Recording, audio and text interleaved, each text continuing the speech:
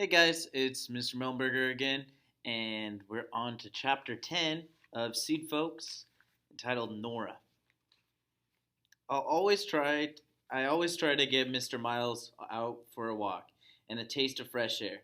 I don't know about his other nurses. I suspect that it's because I'm British. Back in England, you'd see mothers pushing infants in prams through winter gales. I suspect as well it was the sight of my own father vegetating in his chair by the fire. We mustn't stop living before our time. So, I'm forever telling Mr. Miles it was a midsummer morning and I was pushing his wheelchair up Gibb Street, a new route for us. The view, I'll admit, is a little less than uplifting. Half the storefronts seemed to be empty. Mr. Miles must remember a very different scene. His landlady said he'd lived there many years. As he lost his speech with his second stroke, he can't tell me himself. He's a mystery. Lately, his interest in the world has declined. I'd stop before a store window to let him see himself. He has a dignified head of a African chief, only to find that he'd fallen asleep. I realized that his time might be near, and then, that morning, rolling along the sidewalk, suddenly his arm came up.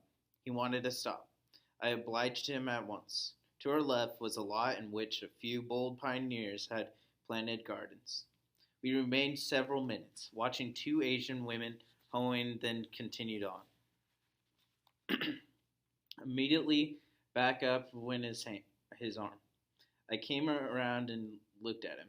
He twisted and pointed towards the garden. I turned the wheelchair and helped him back, or headed back. I could see his nostrils taking in the smell of the soil. We reached the lot. His arm commanded me to enter. Over the narrow, bumpy path we went, his nose and eyes working. Some remembered scent was pulling him. He was a salmon traveling upstream through his past. That first day, we simply watched the others. We might have been strolling through a miniature city.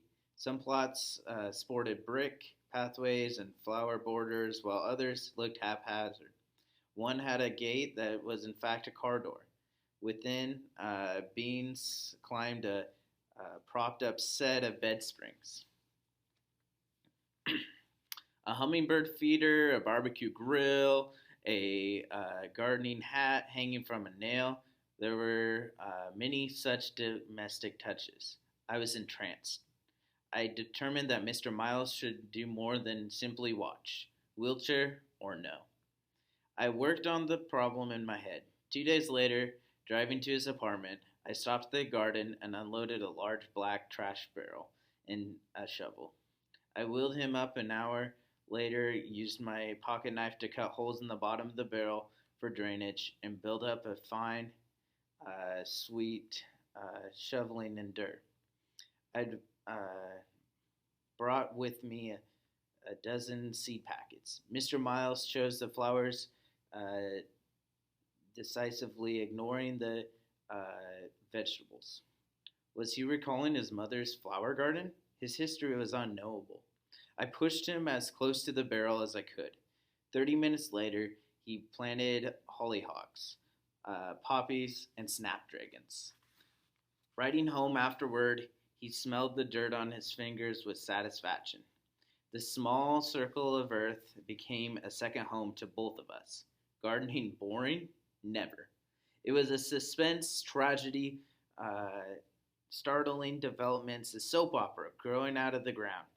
I'd forgotten that tremolo of expectation produced by a tiny forest of sprouts. What a marvelous sight it was to behold.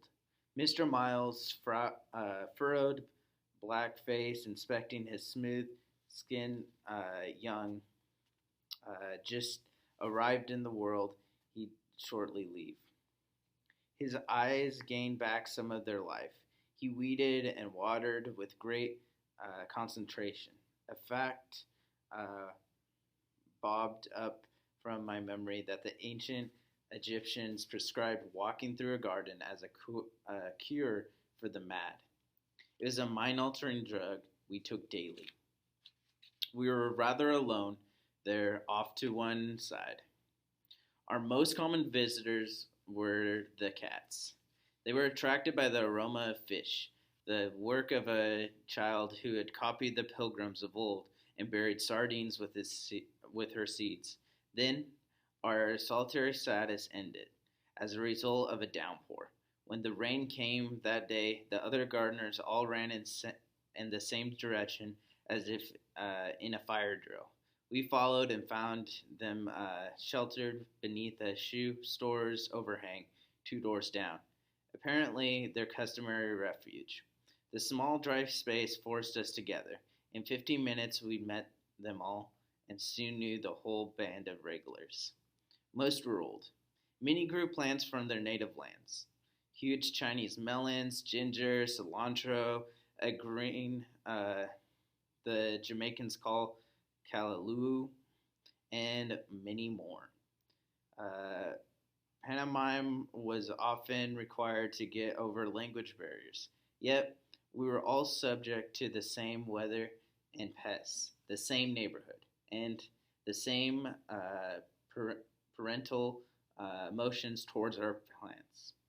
If we happened to miss 2 or 3 days, people stopped by on our return to ask about Mr. Miles' health. We, like our seeds, were now planted in that garden. I told all this to out of town guests, then took them up Terminal Tower.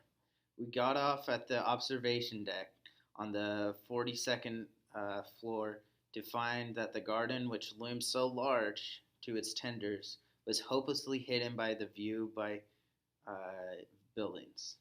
I looked at all the tourists who'd no notion it existed, who thought they were seeing all of Cleveland, and restrained myself from pointing and shouting, "The Gibbs Street Garden is there!"